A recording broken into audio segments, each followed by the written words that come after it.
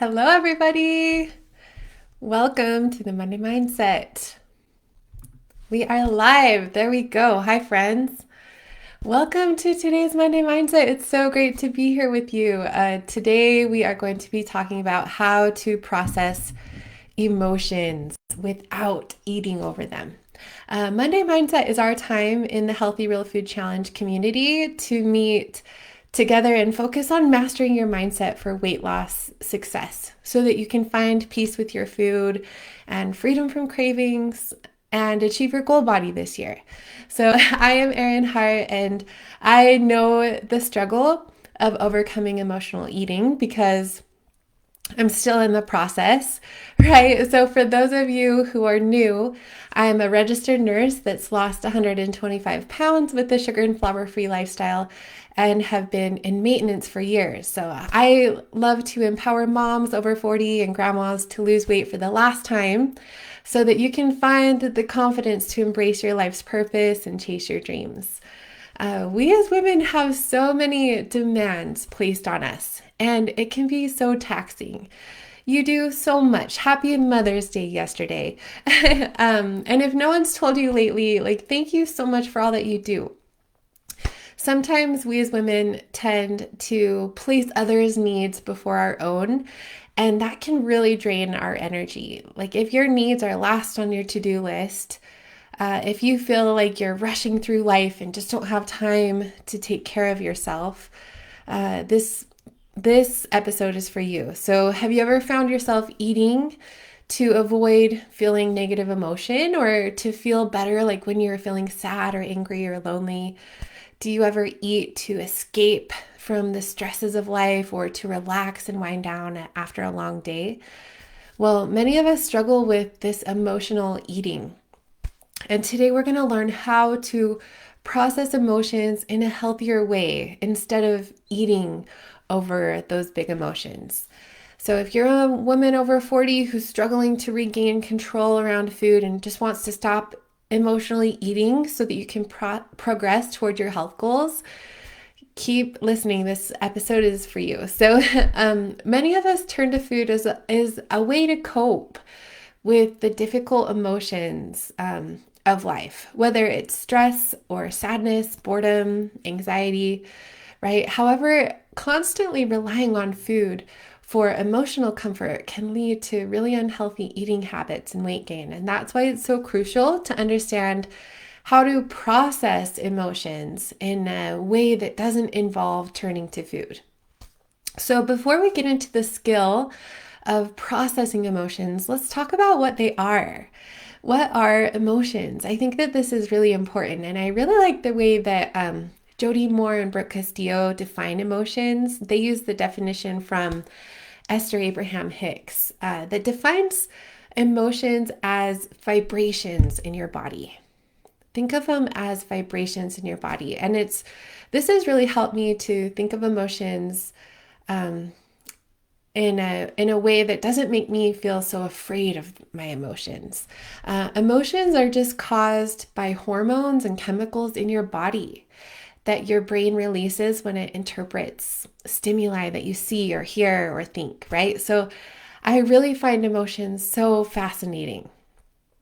For example, your emotions are caused by hormones and chemicals in your body like dopamine and adrenaline and endorphins and cortisol and dopamine and I already said dopamine, but anyway, so think of like joy and pleasure, that we get those emotions from dopamine in our brain.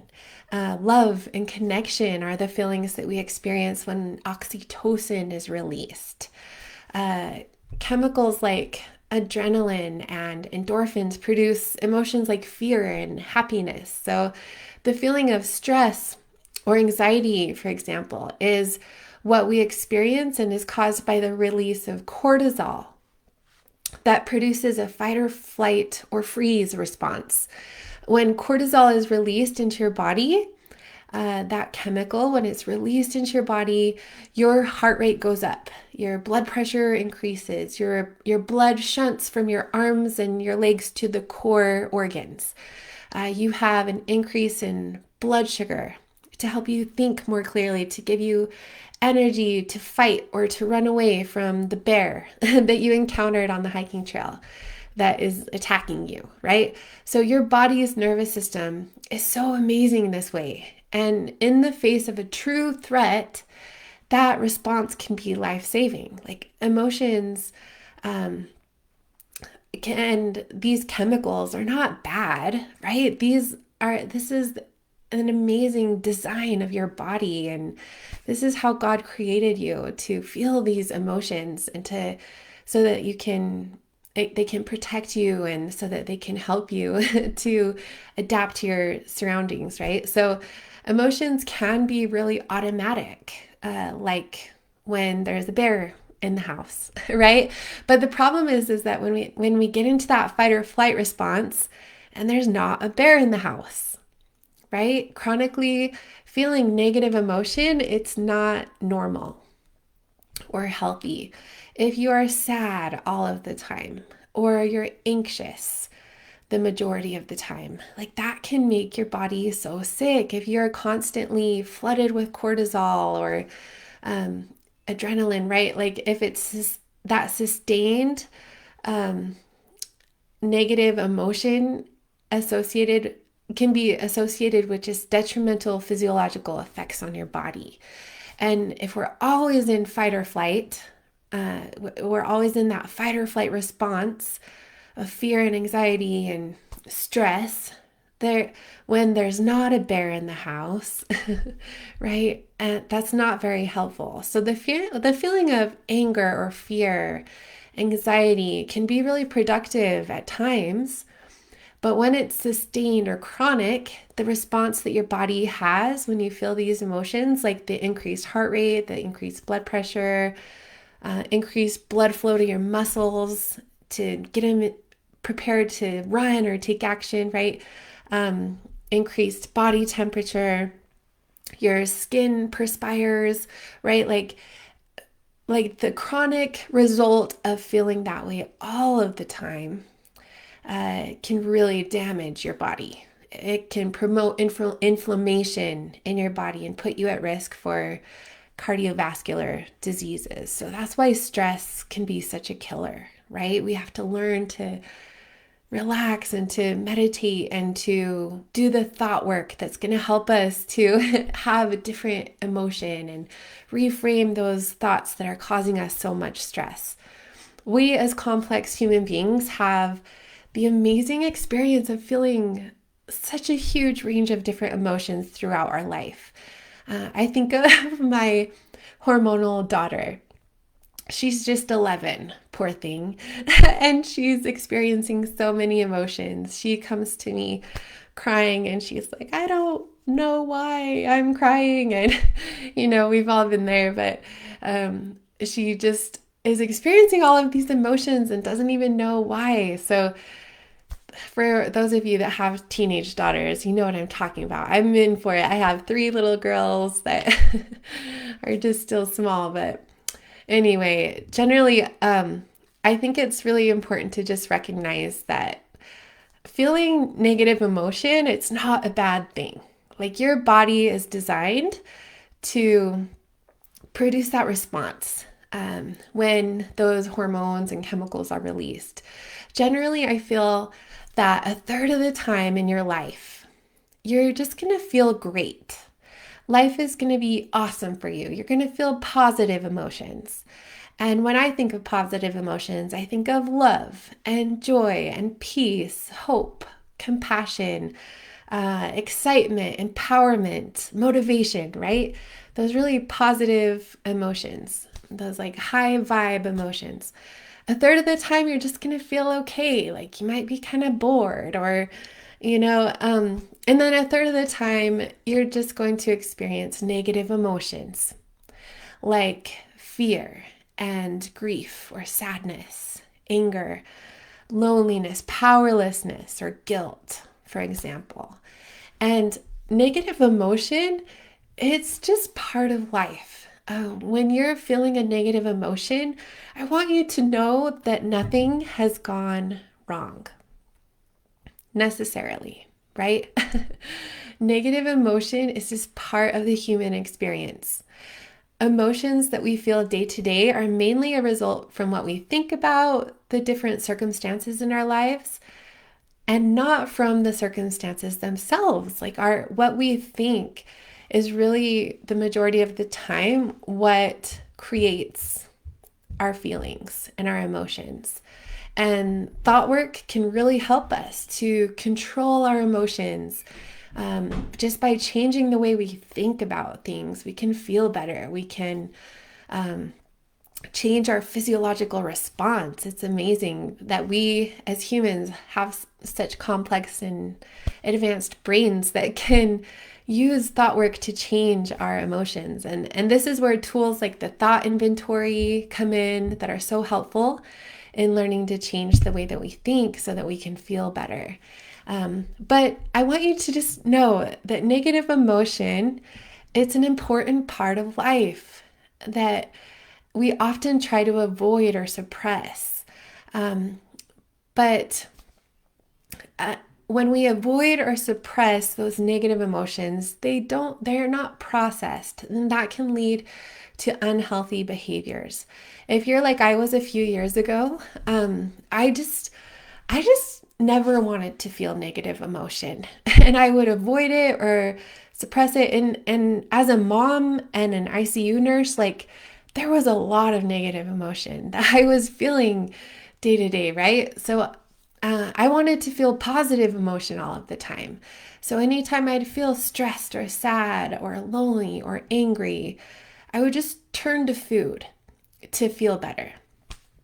And doing that led me to gain 120 pounds over the course of 10 years. And it put me at risk for lots of diet-related diseases. I had signs and symptoms of pre-diabetes. I had trouble walking up the stairs, right? And while it did give some momentary relief in the moment, it never actually solved any problem that I had. And just like a beach ball that you try to push under the water, when we try to suppress or avoid those negative emotions, they don't go away and they just pop up stronger later. And that is like when I would binge, right? So I learned that in my health journey of losing 125 pounds, I learned that to really achieve peace with food in your body, you have to learn to process negative emotions and not run away from them. So do you realize that you really can't know positive emotion without knowing negative emotion? You can't experience gratitude unless you've felt disappointment. You can't experience joy and peace. Those are so beautiful because we all know what it feels like to be depressed and anxious. So there's a scripture that I love that says that there has to be opposition in all things. So there can't be good without the bad. We can't know happiness without the misery. There can't be life without death. So we're getting kind of deep here, but what I want to emphasize is that when we are experiencing negative emotion in our lives, nothing has gone wrong. This is just part of the plan. Our emotional life is broken up into thirds this way. And sometimes we're going to feel really great. Sometimes we're going to feel okay. Sometimes we're going to feel negative emotion. And God put us on earth to learn and to grow. And negative emotion is just part of the deal of the human experience. It's necessary. And it really is a wonderful part of life. I've learned to just kind of enjoy feeling negative emotion in some ways, because it's just, I know that it passes, and I know it's part of my design. And just like a muscle, like we can't grow without the resistance. So if you struggle with emotional eating, I just want to invite you, instead of avoiding those negative emotions, to try embracing them. So how do we process emotions in a healthy way without eating over them. Now that you know that emotions are just a sensation or a vibration that we feel as a result of chemicals or hormones that are going through your body, hopefully you can just realize that they don't pose such a threat. So next time you're feeling a really big emotion that you want to eat over, your only job in that moment is to not eat over it. And this is what I want to invite you to do instead. I want you to relax into it. And this is the short version. Processing emotions just means relaxing into them. This is how you process emotions in a healthy way. You allow them. Allow yourself to feel them. Take a moment to breathe deeply. When a big emotion comes up, that is your cue to start doing some deep breathing. Try to relax your body, relax your muscles, like progressive muscle relaxation from head to toe. Instead of tightening up against it, relax your face, relax your neck and your shoulders. You can kind of like wiggle a little, right? As you're experiencing the emotion, relax into it. Use the SOWN tool. This is a tool that stands for sensation, emotion, want, and need. So ask yourself, what's the sensation, the physical sensation that you're experiencing in your body because of this chemical or hormone that is reacting with your body? Is it tightness in your chest? Are you experiencing a pit in your stomach? Like we usually feel our emotions in our chest or stomach area, but maybe you're clenching your hands or you have heaviness in your eyes. Like just try to notice the sensation and allow yourself to feel the full breadth of it. Don't try to fix it. Don't try to push it away. Don't try to avoid it. Just allow the emotion. And E stands for emotion, which means naming the emotion. So give it a name. Use an emotion wheel to like identify which emotion it is, and then try to relax into it. Feel the sensation. I like to say, okay, this is what anxiety feels like, or this is loneliness, this is fear, right? And you just sit with it and you feel it and you name it and then you relax into it. So don't try to fix the emotion, just feel it. And once you do that and you can do some deep breathing, that progressive relaxation, ask yourself, like, what is it that you want and need? So you have an amazing brain. You can change your emotion. Emotional regulation in these moments is just made up of this self-awareness, this emotional acceptance that we talked about, and then reframing your thoughts. Ask yourself what you're thinking that's leading you to feel this way. What is the thought that's behind this feeling? Self-awareness is just, like we said, it's noticing what you feel and being able to name it. Emotional acceptance is just accepting and relaxing into the discomfort of the negative emotion without judging it or taking steps to change it. You know, I think of a mom who's delivering a baby and just relaxing into the discomfort of it.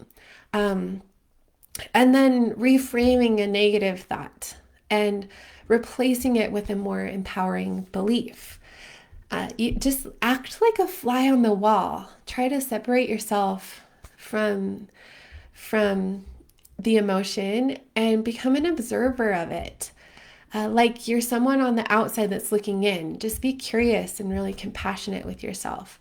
This is how you regulate your nervous system and how you get out of that fight or flight response so that you don't turn to food in the moment. Your nervous system, it plays a really key role in how you respond to stress and emotions. And learning to regulate your nervous system can help you to manage those emotional reactions in healthier ways. I love the mantra, text, pray, walk away. Text, pray, walk away. So when you're in a big emotion and you just want to eat, like text, pray, walk away. Just reach out for support to your buddy and to your higher power for strength above your own. You don't have to eat over big emotions. Remember, the only problem that food solves is true physiological hunger. So don't be afraid of negative emotion. And true physiological hunger is just part of the weight loss phase as well. That's not a bad thing either. Hunger just means that it's working. So, our emotion, just remember that your emotional life is broken up into thirds. And when you're feeling negative emotion, nothing's gone wrong. You're just in the third of the time that's not going to feel so great in your life, but it will pass. It always passes, always. And you will feel better soon. So distract yourself with another task, like replace the reward of food with some self-care. Like, can you take a bubble bath? Can you make some herbal tea? Can you go for a walk around the block? And just watch the wave of emotion as it rises and falls, like ride the wave, and you'll notice it pass. You'll notice it come and go and come and go until it passes. So sometimes you can feel better within moments if you just allow the emotion. And if you're feeling negative emotion all of the time or the majority of the time, I do want to address that because that can be caused by chemical imbalances in your brain that causes you to suffer in that way where it's more than a third of the time. Like maybe you're feeling that way 90% of the time. And if that's the case, that's not normal and that's not healthy. Like just like if you had high blood pressure or diabetes, this is a chemical imbalance that can be treated so that you can feel better. You might need some help from a mental health professional or your doctor. Depression and anxiety can be treated with talk therapy or medication in some cases, and those can be important tools on your health journey. If you struggle with emotional eating, don't feel bad about that if that's something that you need. And so if you're feeling negative emotion all the time or the majority of the time, please get some help. Like for me, getting my anxiety treated with medication and therapy a year or two ago, like it was amazing and it helped me to stop binging. But there are times that I still have big emotions because it's just part of the human experience. And that's why we have to also learn to process them in a healthy way. It takes a lot of practice to learn this skill. But by incorporating these strategies into your daily routine, you can learn to regulate your nervous system more effectively and process emotions without turning to food for comfort. Remember, change takes time. So be really patient with yourself as you navigate this journey toward emotional well-being and your sugar and flour-free lifestyle. I really believe in you, my friend. Thank you so much for joining me today. You can do this. That is all for today's episode. Thank you so much. And just remember to relax into those big emotions and allow them without trying to fix them. Just be curious as you observe them and process emotions in this healthy way. They will go away faster and you're going to feel better and achieve your goal body faster as well. If you are signed up for the Healthy Real Food Challenge, it starts today at 11 a.m. Mountain Time. Be sure to check your time zone. And be sure to join us for the Healthy Real Food Challenge that's happening this week. If you missed the registration sign-up deadline, we're going to have another Healthy Real Food Challenge coming up here soon. So be sure to watch for that in a few more weeks. And we'll catch you then. But I'm so excited to see you there and to share the success secrets that helped me to lose 125 pounds and keep it off. So if you haven't had a chance to sign up, you can still try to go to healthyrealfood.com/challenge to learn more and gain access to the challenge. for this week or the next challenge, depending on when you're watching this replay. So have a wonderful day, everybody. Thank you so much for coming, and I will see you soon. Bye.